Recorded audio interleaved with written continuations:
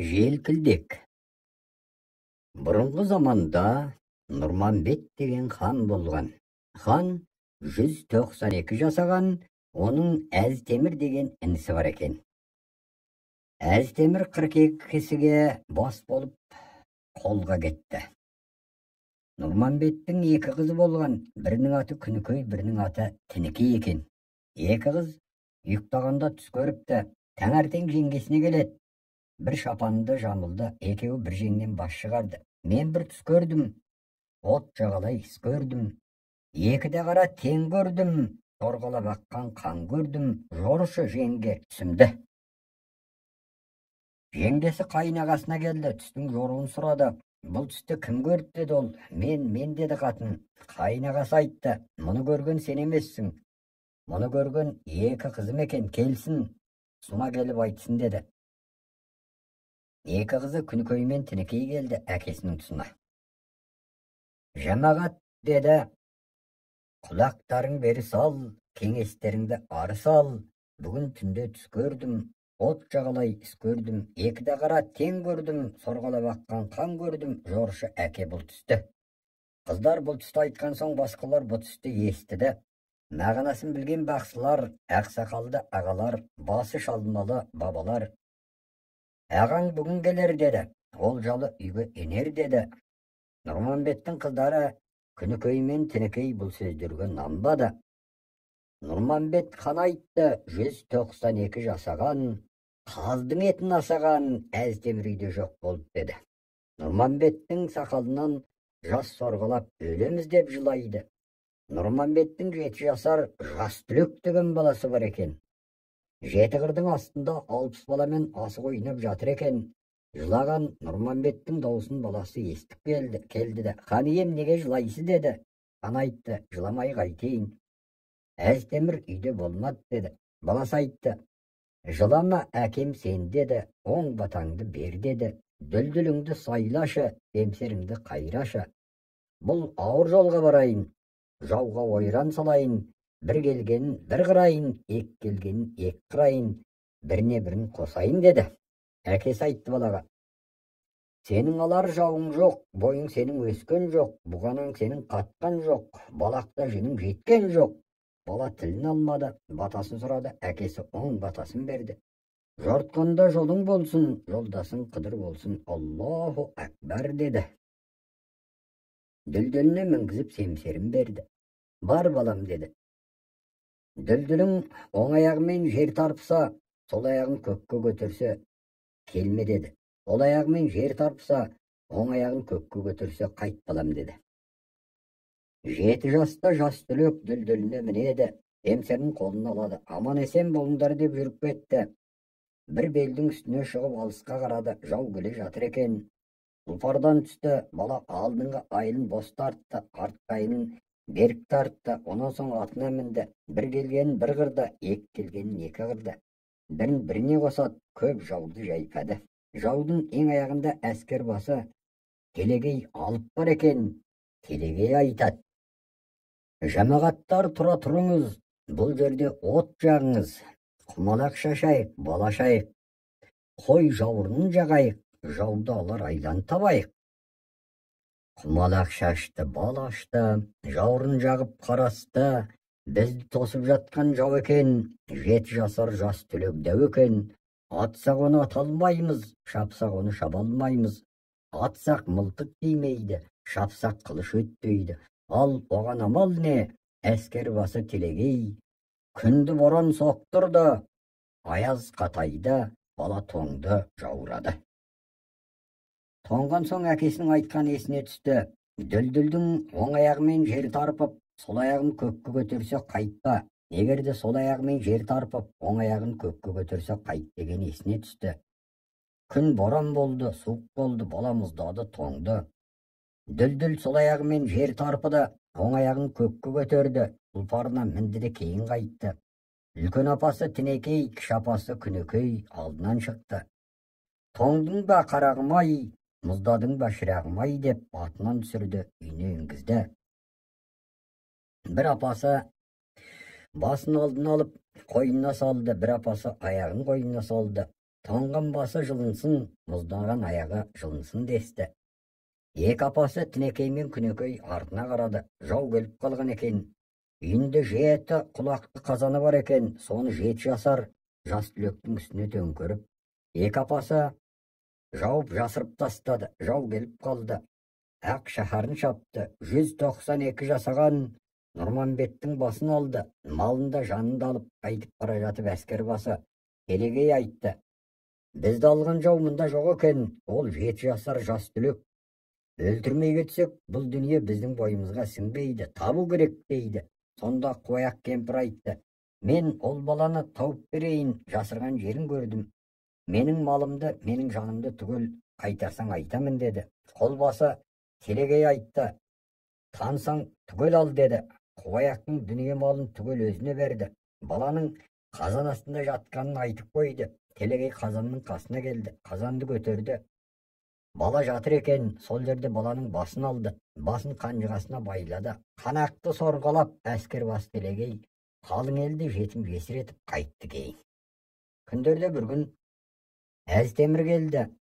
Ақ шаһар аңырап қалған екен. Әкесі жоқ, інісі жоқ, шешесі жоқ, қатыны жоқ. Екі қарындасы тағы жоқ. Өзінің астында мініп жүрген бедеу биесі бар еді. Аттан түсті, жылады. 192 жасаған қаздың етін асаған, Нұрманбеттей хан ием, дұспанға басын алдырдым. Өтіңді жауға жардырдым. Мен өзім үйде жоқ болдым да бөк болдым. Шұғадан түскен қиындым, мақпалдан түскен ойындым. Күнікейдей көріктім, Тінекейдей тектім. Өзім барда айттырып, теңіне қалқан бермедім. Ақырында біреуге тегінен тегін олжа қылдырдым, ат көтіне салдырдым. Әсіресе сол кекті қайтейін. Үйде жүрсем мұңдасым, жолда жүрсем жолдасым. 7 жасар жас түлек, қауырсының қатқан жоқ. Балақта жүнің шыққан жоқ. Бойың сенің өскен жоқ. Ақылың сенің толған жоқ. Қапыда кеттің, жалғыздықтың жаман-ай. 7 күн жылады, 7 түн жылады. Жылағанда Әз Темір жер бауырлап сұлады. Жылай-жылай ұйықтады. Сөйтіп ұйықтап жатқанда оның қасына бір адам келді. Әз Темір, көтер басыңды, тұр түрегел деді. Әз Темір басын көтерді, көтеріп басын отырды. Келген адам сөйлепті: "Сен ол жауға барма" депті. "Алар жауың ол емес. Сарыбай деген хан бар, оның бір баласы бар. Атса мылтық тимейді, шапса қылыш өтпейді. Отқа салса күймейді, суға салса батпайды. Қарғаса қарғыш етпейді. Сарыбайдың баласы екен, 7 жасқа бел жеткен, атын әлі қойған жоқ. Кегіңді алар сол болар." Манағы Әз Темір тұрды. Беті қолын жуды, бір қойды, жалынып сойды, бір қасық ет жеді. Манағы түсінде көрген адам Қыдыр екен. Қара бедеу биесін ерттеп мініп Сарыбайды іздеп жөнелді. Сарыбай деген бай екен. Күндердің бірінде жиын тойға 4 биемен, 4 сабамен барған екен. Сарыбай бір балаға зар екен. Құлар өтірік тойға Сарыбайды шақырады. Сарыбай қатын ертіп 4 биемен 4 саба қымыз артып келді. Алдынан ешкім шыққан жоқ, құрмет те жоқ. Сарыбай ашуланды, кісілерді боқтады. "Адамшылықтарың жоқ екен, бізді мазақ қылдыңдар" деді. Ауылдағылар Сарыбайға жауап қайтара алмады. Бір кішкене тазша бала бар екен, сол сыртқа шықты, сәлем берді. Сарыбай сәлемін алмады, боқтады. Бала айтты: "Сәлемді боқтама, бұл той баласы бардың келетұғын тойы. Ұлы барға орын бар, қызы барға қызық бар. Ұлы жоққа орын жоқ, қызы жоққа қызы жоқ." Сарыбай мұны естіп долданып, 4 биені бауыздап тастап, 4 саба қымызды жарып тастап, қатынымен екеуі үйіне қайтты. Астына мінген бозжорға аты бар екен. Бозжорға атты белдеуге байлады. Өзі қатынымен екеуі Құдайдан бір бала сұрап, екі тегін беліне түріп алып: "А Құдай, өзі қай жақтасың? Қайда болсаң да міне, біз сенен бала сұрап қаңғырдық" деп жапан түзге бет алды. Қаңғырып жүріп кетті. Жүре-жүре Сарыбай арықтайды, қатынын арқалады. Бір ақ тікенекке келді. Киімінің етегі тікенекке ілініп жүргізбеді. Қатыны шаршады, отырды. Сарыбай ұйықтап қалды. Қатыны ұйықтаған жоқ екен. Аспаннан бал толы күміс табақ түсті. Ішінде күміс қасық бар екен. Түрегел байым, тілекті берді құдайым, аспаннан табақ түсті, Сарыбай түрегелді, бісміллә деп бір қасық бал жеді. Қатынына бай айтты, сенді же деді. Құдай бала берер деді. Қатыны бәрінді жек қойды, екеуі мас болды, бірін-бірі құшақтап жығылды. Жас күнгі қуат күштері кірді, сонан соң есін жиып, көздерінің жасын тыйып, бойлары бір-біріне еміреніп иіп, бірін-бірі құшақтап сүйіп, ойнап күліп үйлеріне қайтты. Қатыны буаз болды, бір уақытта қатыны босанды, бір қыз бір ұл тапты. Олар енді той қылды. Арақ шарап берді, 10 бие сойды, 10 қой сойды, 10 сиыр сойды. Жоғары келді шақырды, төмен келді шақырды, аямай малын қырды. Жұрт жиылып келгенде, табақ тартып бергенде, келген жұртты сыйлады. Мінер атын мінгізді, киер тонын кигізді. Аты жоққа ат берді, тон жоққа тон берді. Сойылған малды жеген соң, жиылған көп тойған соң, келген ел тарқады. Шалқар көлдің басына шатыр тікті, бала ойнап жүрді. Тобылғыдан жақ қылды, шиден өк қылды. Кәрі кемпірді кәрі шалдатты. Өлген кемпірлер мен шалдардың туыстары Сарыбайға келіп жылады. Балаңызды тиіңіз деді. Әкесі баласын шақырды. Балам, ойынды қой, жылқыға бар деді. Сарыбайдың алып құлы бар екен, 90 қойдың терісі оған телпек тымақ шықпайды екен. Манағы Сарыбайдың баласы жылқыға кетті. Топайғұлға келді, ақ сақалы бар екен, сақалының ағын жұрт қайың дейді екен, қарасын қарағай дейді екен. Күн ыстық болғанда 90 торала айғырдың үйірі сақалына үйездеп тұрады екен. Сол кезде Әзтемір жылқыға келді. Қарағайдың ішін аналап, көлең деп атын бір ағашқа байлап жатып қалды. Топайғұл айтты, сақалының ішінде бит жүр, балам алып берші деді. Бит жүр дегенге қараса, Әзтемір хан екен, мінгені Қарабедеу би екен. Сарыбайдың баласы Әзтемір ханды ұстап, Топайғұлға алып келді. Сен менің сақалымның ішінде неғып жүрсің? Ұры мұсың деді. Әзтемір айтты, жоқ, мен ұры емеспін, бір бейшара адаммын деді. Олай болса неге келдің, қайда барасың? Бармағымның арасына салып сені жоқ қылайын ба деді. Сарыбайдың баласы айтты, тиме байғұсқа, сіздің сақалыңызды күнде көріп жүрген біз білеміз. Бұл сорлы қайдан білсін? Неғып жүредің, ағатай деді. Сарыбайдың ауылын іздеп жүрмін. Өзі мырза, өзі жомарт дейді. Аты жоққа ат береді, тоны жоққа тон береді. Сондай мырзаға барайын. 7 жасар баласы бар екен. Атса оқ өтпейді, шапса қылыш кеспейді, баласын сұрайын деді Әзтемір. Бала айтты, барсаң анау белдің астында біздің ауылымыз бар. Сарыбайдың баласы менмін. Әзтемір кетті, бір уақытта Сарыбайдікіне келді. Әзтемір ханды аттан көтерді, үйге отырғызды, амандасты, есендесті. Қайда барасың деді. Сізге келдім деді. Біздікінде не бергенің, не өткізгенің бар еді деді бай. Сіздің бір балаңыз бар екен, оның аты әлі қойылған жоқ екен, әде ат қойып Айдар тағайын деп келдім деді. Сарыбай айтты, бәрекелді. Сенен басқа кісіге қойылған жоқ едім, ойымдағым жаңа табылды деп қуанды. Әзтемір баланың атын 7 жасар желкілдек болсын деді. Әкесі жақсы, жарайды деді. Хан, ат аламысың, ат берейін, тон аламысың, тон берейін деді. Әзтемір, алмаймын, ат пен тонды әр екінің біріне егіздің сыңарына беріп жүрсің ғой. Сені шын мырза деп естіп келдім, маған бергіш болсаң балаңды бер. Балаңды қалап сұрағалы келдім, сенің мырзалығыңды сынағалы келдім деді. Сарыбай, баламды неге берейін, тұр жөнел деп ақырды. Әзтемір жылап шығып кетті. Сарыбай үйіне келді. Қатын айтты, не сұрап келген екен деді. Сарыбай айтты, біздің жалғыз баланы сұрай келген екен. Онымен бермей ұрсып қуып жібердім деді. Қатын айтты, бұрынғылардың дүние сасыққа, тастан қаттыға бітеді деген осы екен ау. Ақылың жоқ екен байғұс байым. Мырза Құдайдың мырзалық қылып берген нәрсесіне кісі сараңды қылмаса болар ма? Бізді Құдай Қубас деген аттан құтқарды. Бізге сол қанағат, шақыр, бері келсін, алсын деді. Сарыбай тымағын қолына алып, бұлғап шақырды. Әздемір шақырған соң келді. Мен баламның өзін таптым, мінезін тапқаным жоқ. Баланың өзіне бар, бала саған еріп кетемін десе, бетінен жарылқасын, қайда барса жолы болсын, бір жаман алжыған шал, қақиған кемпір, қызығын көрдіне көрмедіне, тірі болса қызығын халық жұрт көрсін деді. Әздемір жылқыға барды. Топайғұл, ініме не деп ат қойдың деді. Әздемір айтты, 7 жасар желкілдек болсын деп ат қойдым. Топайғұл айтты, жап-жаман ат екен. Бала айтты, ағам, ақылың жоқ екен, бізге осы қойған ат жақсы. Әздемір айтты, інім саған келдім, сен маған қатты керексің. Бала айтты, керек болса мені әкемнен сұрадың ба деді. Әздемір, сұрадым. Балам өзі білсін деп өзіңе жіберді деді.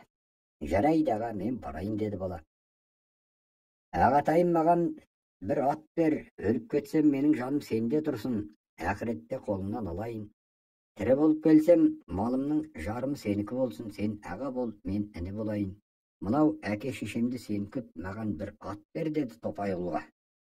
Жылқының жайылып жатқан даласы 5 шақырым екен. Топайғұл баланы ертіп жүріпті. Бір дарияның жағасында тұрып, Топайғұл жылқы біткенді құйрығынан ұстап алып, дарияның ар жағына лақтыра беріпті. Сонда бір қотыр күреңтай дарияның ортасына шоп етіп түсіп кетіпті. Суға балықтай байпаңдап, үйректей қайқаңдап, екі жағына да шықпай дарияда жүзіп жүре беріпті. Топайғұл шалма тастап тартқан екен, тайды сүйреп ала алмапты. Сонан соң бала шалманы Топайғұлдан бер әкел деп жұлып алып, тайдың мойнына тастап жіберіп тартып қалған екен. Тай жылт беріп, қасына қалайша неғып келіп қалған білмей қалыпты. Топайғұл жүгендеймін деп ұмтылған екен. Тай улағанда құлдың қалың қарағай болып жүрген сақалын дал-дал қылып, құлдың басын ит мүжіген қубастай қылыпты.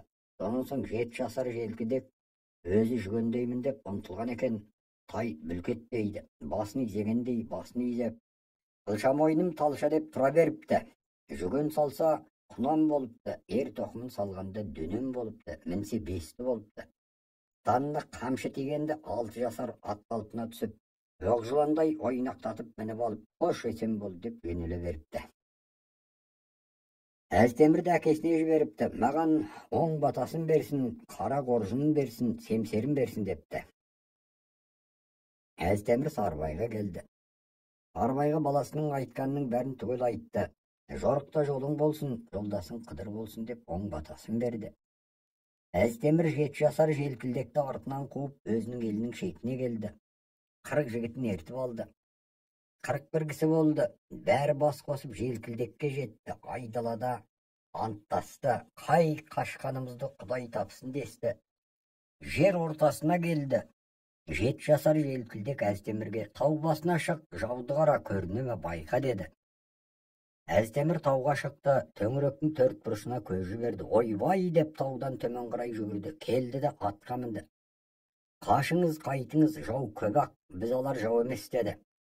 Қашты Әздемір жолдасымен. 7 жасар желкілдек асын ішті, күрең шатқа мінді, қашқандарды қуып жетті. Тұра тұр деді. Әздемір, айтысқан сөз осылай ма? Әздемір айтты, қайтыңыз, біз қорқамыз, жаудың саны көп, біз азбыз деді. Бала айтты, жоқ аға, қайтпаймын. Сен қайтсаң жүре бер, ноқталы басқа бір өлім, қашқан қатынысы деді. Бала аттың басын бұрып алып жауға қарай жүрді. Бір обаның басына шықты, жау келіп қалған екен, күрең атқа тіл бітті. Әй ем, түс үстімнен.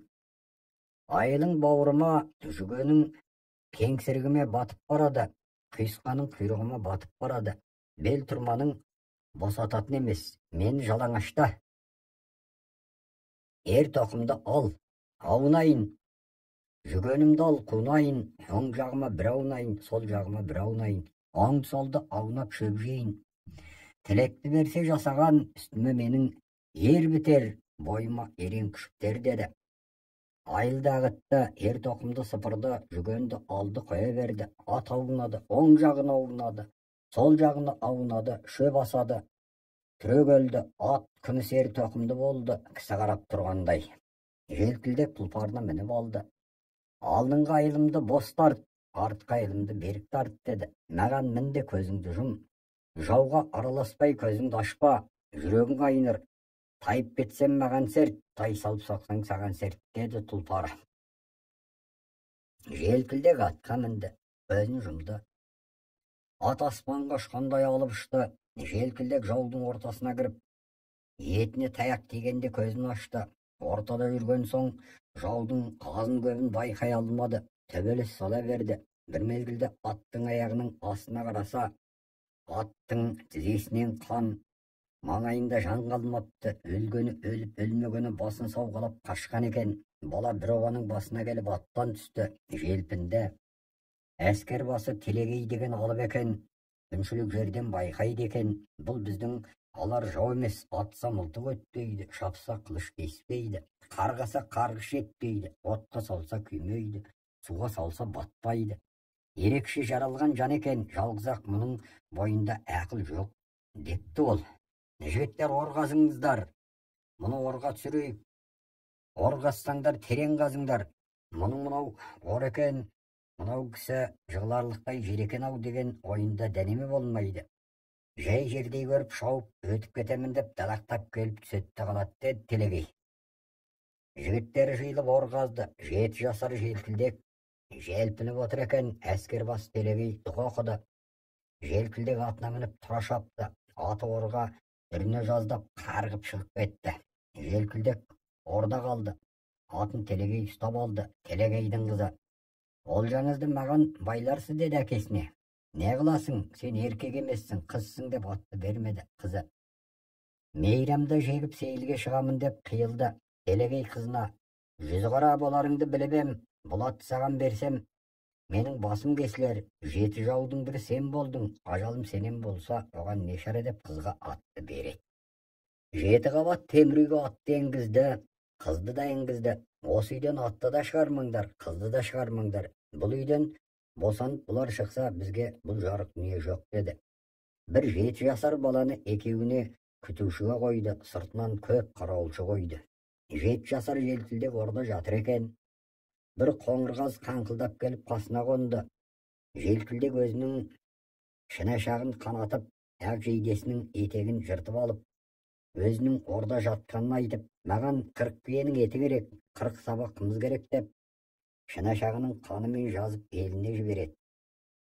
Сарыарқа деген жерге бар, Арбай деген байға бар, үйінің қақ қасына барда қон, міне менің көйлегімнің шүберегі екенін таныр. Бұларды сенен алар да өзіңе тимей қоя берер, деді. Қоңырғаз алып ұшты. Сарыбайдікіне жетті. Таңертең Сарыбай қарға құман ала шығып дәрет алды. Қасына Қоңырғаз келіп қонды. Балама берейін деп ұстап алды. Қызын шақырды. Қызына бұл қазды берді. Бала қазды үйіне алып келіп сылады, сипады. Қанатының астында желбіреп жүрген шүберекті көрді. Бұл не қылған шүберек деп айналдырып көріп, ағасының көйлегінің жыртық екенін таныған соң, қызы тақыр шошып қалып еңіреп қоя берді. Қыздың жылаған даусына Сарыбай келді, шешесі келді, досы келді. Немене болып қалды деп үрпиісіп қалды. Қыз айтты: жалғыз ағамның көйлегінің жыртығы мынау шүберек, өзі қып-қызыл алақан, деді. Шешесі жүгіріп келіп кәнекей деп қолынан жұлып алып барады. Ол үшін жылап: жамандық сұмдық бастама беттақ қыз, деді. Балам Құдайға шүкір тірі екен, өзі орда жатыр екен. Мұның бәрін өзі ойынан шығарып, тірілігін, есендігін білдіріп, өз қолынан байлап, өз қолынан өзі қылмаса, ауада ұшып жүрген құс өлген кісінің киімін жыртып ала ма? Мұнша шимайды сала ма? Мынау қан, және жарадан аққан қан емес, өз денесінен өзі ықтиярымен шығарған қан.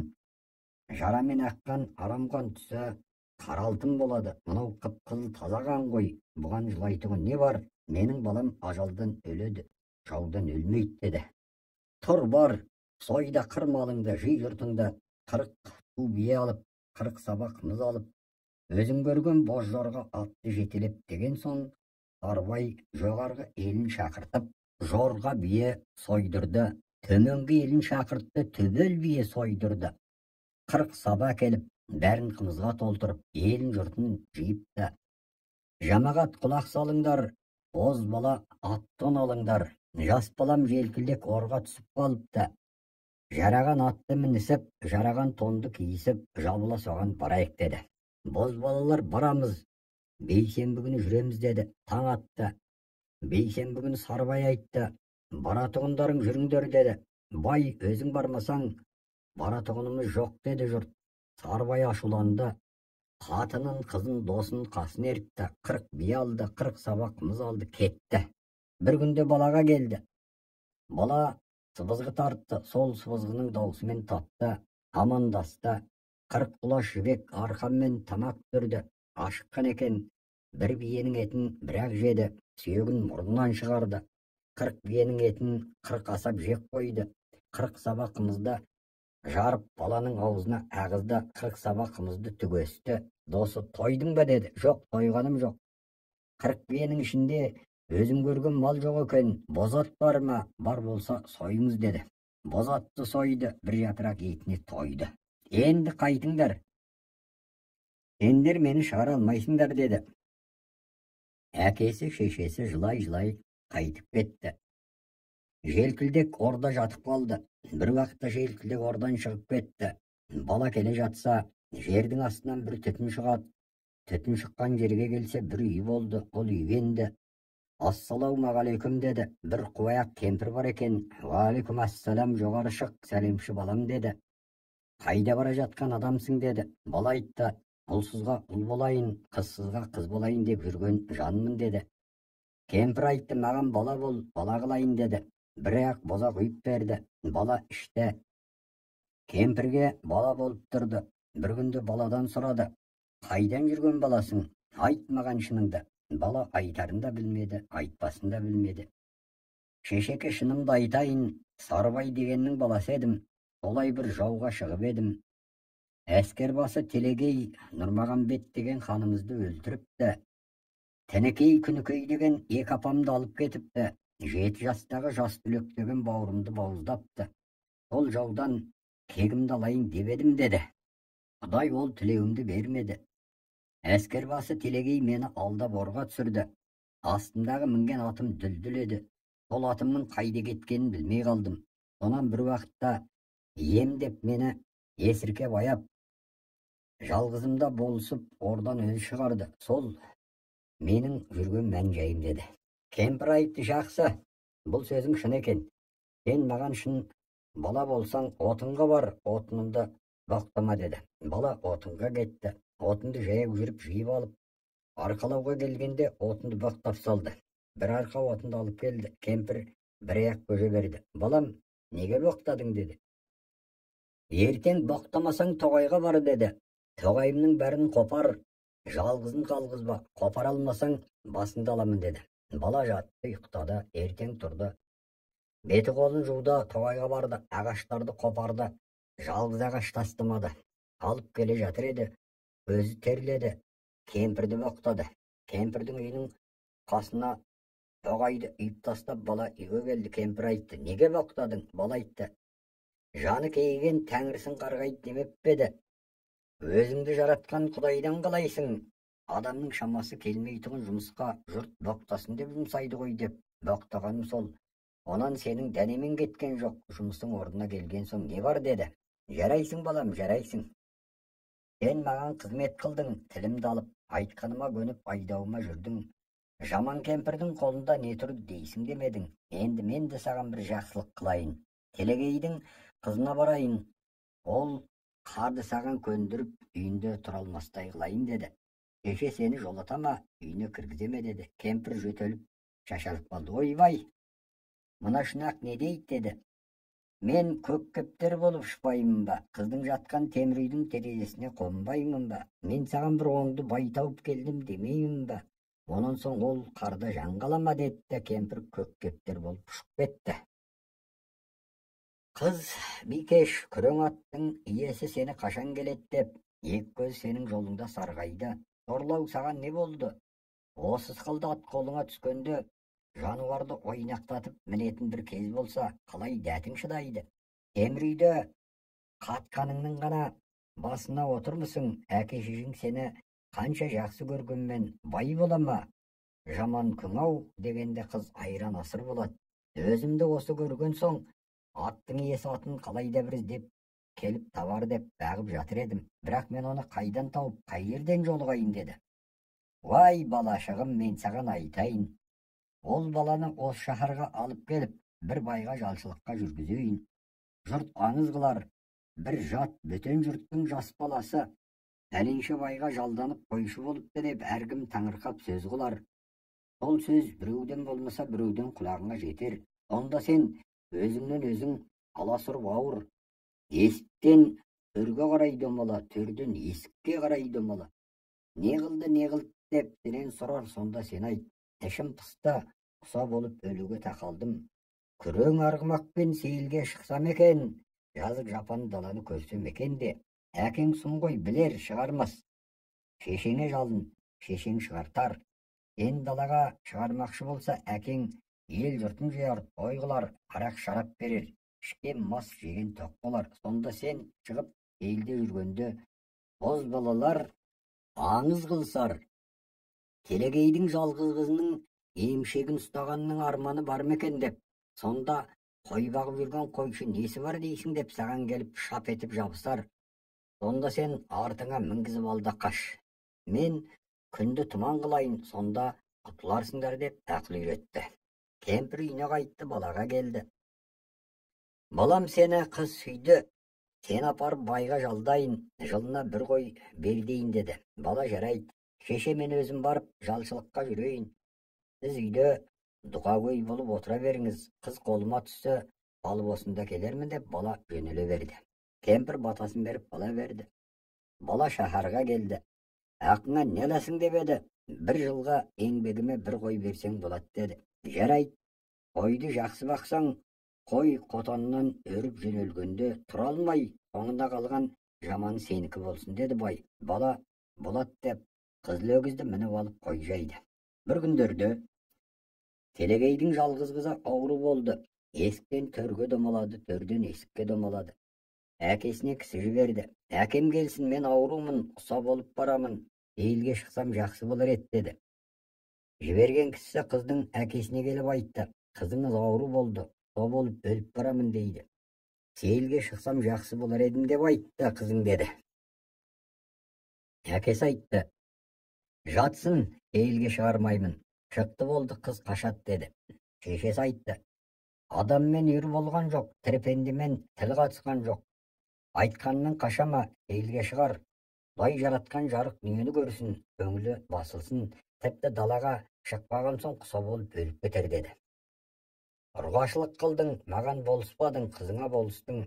Егер осыдан қашып кетсе, мен оны қумаймын. Үйде қасымда отырған сенің басыңды аламын деді әкесі. Қызды сейілге шығармақшы болды. Ел жұртын жамағатын жиды, той қылып ас берді. Қызы күрең шатқа салып мінді, сейілге шықты. Сөйтіп жүргенде желкілдек келді. Осы күрең атқа мініп жүрген кімнің қызы дейді. Көп жамағат айтты. Телегейдің қызы. Желкілдек айтты. Иттер-ау, біреуің жандасып жанамалап барып емшегін ұстасаңдар болмай ма деді. Қарап тұрған көп боз бала. Жаман қойшының көңілі көктау, ер болсаң сен барып ұстай қойшы деді. Қызыл өгізді борбайлап ауқалақтатып жетіп барды. Бір қолын емшегіне салды, бір қолын ердің артқы қасына салды. Қыздың артына шап ете түсіп, бірақ қарғып мініп алды. Ал жібер аттың басын деді. Желкілдектің тақыма киген күрең ат білген соң, көрген көрді, көрмеген көре алмай қалды. Көк ұшты ма, жерге кірді ме дегендей болды да кетті. Телегейдің ел жұрты үйіліп қала берді. Желкілдек қызды аман есен шешесінікіне алып келді. Қызды сонда қойды да өзі күрең атқа мініп қайтадан Телегейдің жұртына келді. Тенекей Күнікөй апаларын іздеп жүрсе, Тенекей өлген екен. Күнікөй соның басында жылап отыр екен. Тенекей өлгеніне 3 күн болған екен. Күнікөй соны қайтерін білмей отыр екен. Желкілдек келді де Күнікөйге. Мен Сарыарқа деген жерден, қазақ деген елден іздеп келген бауырыңмын апатай. Дарбайдың баласымын, атым Желкілдек деді. Сол жерде түрегеліп құшақтасып көрісті. Айналайын қарағым, сенен айналайын. Артымыздан бізді іздейтіндей, ұл туған халқымнан айналайын деп жылап мауқын әрең басты. Үлкен апасын ақ жау барулап, терең қазып тепкілеп көмді де, тірі қалған апасы Күнікөйді алып шешесінікіне келді. Özü küreң atқа minди. Emserin kolunu aldı. Elegeyдің şaharına vardı. Asker basa Elegeyдің şaharını şaptı. Elegey tutab aldı. Murnun testi jüp ötküzdü. Jetekte balık geldi. Şişesinin üyüne geldi. Apasını alıverdi. Elegeyдің kızını aldı. Törtüğü bolup öz eline geldi. Әзтемірге жолықты, амандасты, көрісті. О жасаған, көрсетер күн бар екен деді. Той қылды, Әзтемірге іні болды. Мына телегейді ағаңдай қылып, сыртынан жарып өтін алсын, өз қолыммен деп алып келдім деді желкілдек. Ой, бұған не қылсақ та обал жоқ еді. Сен маған іні болдың, мұнан туған қыз маған келін болды. Құдайға разымын, інім саған да разымын. Тап сен тапқан анаңнан айналайын. Мұның қастай қанын шыбындай жанын қи. Келінім, мен сені есен көрген қуанышым үшін байладым деп, ол аяғын босатып, мұрнынан жібін алды. Елегей айтты, мұнанда мені өлтіріп тастағандарың жақсы еді. Енді мен не деп жүз қара болып қалған ел жұрттың бетін көремін. Тірі жүрсем, татар несібем, өлсем, топырағым осы жақтан бұйырған екен деді. Әзтемір айтты, айтысқан сөзіміз бар еді, қашпаймын деген қаштым, оның үшін төбемізден оқ атсайық. Желкілдек айтты, атта, мен кештім деді. Әзтемір айтты, жоқ болмайды, атсайық төбемізден.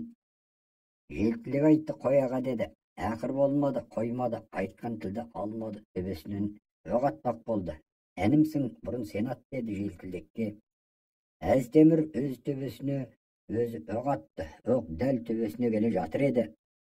Желкілдек оқты қағып берді, оқ барып жерге түсті. Енді желкілдек өзінің төбесінен өзі атты, оқ келді жерге түсті. Кел, тағы тайып деді Әзтемір. Қой болар, осы атысқанымыз жетеді, екеумізді ақ екенбіз, тірі қалдық деді. Әзтемір тіл алмады, тағы ату керек деп тұрып алды. Желкілдек, атыспаймыз, әлгінде мен болмасам оқ бөліп төбіңе тиетін еді, мен оқты қағып жерге жібердім деді.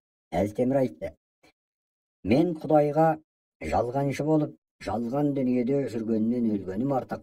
Өзімді өзім Құдайға бергенім деп оқты атты. Төбесінен оқ дәл келді тиді, Әзтемір өліп қалды. Желкілдек жылады, Әзтемірді көмді. Елегей айтты, мен өлген Әзтемірге де разымын. Желкілдек саған да разымын, қызым саған да разымын. Сен болмағанда Нұрманбетке не қылған болсам, маған да Әзтемір соны қылса керекті. Енді мен де өзімді өзім қаққа беремін. Жалған дүниеде жарты пенде болып, күн кешкенше өлген артық деп. Ұшып түрегеліп төбесіне оқ атты. Атқан оғы дәл келді тиді. Желкілдек оны да жақсылап көмді. Елегейдің қызын алды, некесін қидырды, күнікөй апасын сүйгеніне берді. Өз еліне қайтты. Жеріне келді, Сарыбай әкесі тірі екен, шешесі тірі екен. Жалғыз қарындасын Топайғұл зорлықпен алмақ болып, той қылып жатыр екен. Әкесі шешесі қартайыпты. Желкілдек Топайғұлға ашуланды. Опасыз, менің қарындасымды зорлап не алмақ болдың деп жауызды жазалады. Әкесінің малын малданды. Ел жұртына бас болып, барша мұратына жетті.